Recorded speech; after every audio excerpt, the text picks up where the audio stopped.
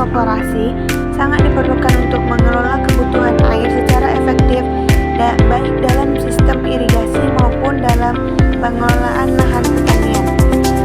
Evaporasi sering dikaitkan bersamaan dengan transpirasi dalam konsep evapotranspirasi yang menggunakan metode penghilangan air dari satu wilayah.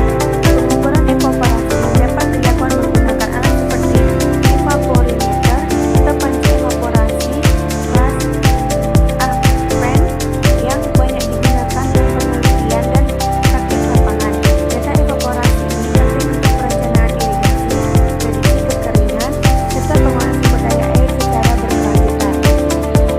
Tujuan dari praktikum tersebut, pembuatan alat sederhana evaporasi, membuat alat sederhana untuk mengukur laju evaporasi, serta memahami proses penguapan air di lingkungan. Berikut alat-alat yang dibutuhkan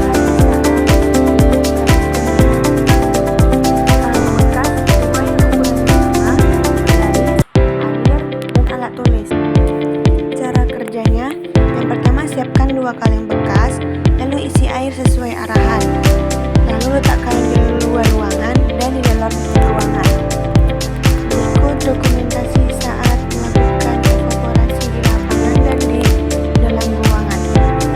Berikut hasil dari analisis data evaporasi selama 7 hari. Pembahasan evaporasi adalah proses perubahan air dari bentuk cair menjadi uap.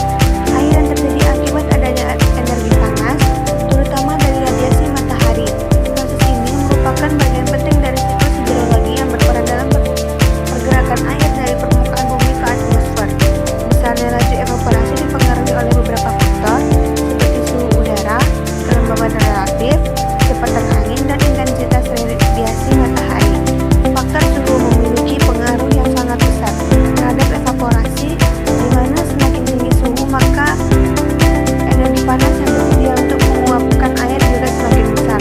Selain itu, kecepatan angin juga berperan dalam mempercepat proses evaporasi dengan cara mengangkut uap air dari permukaan ke atmosfer.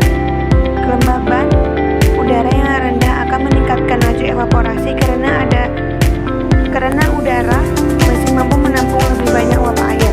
Evaporasi yang tinggi dapat menyebabkan kehilangan air dari permukaan tanah sehingga mengurangi ketersediaan air bagi tanaman.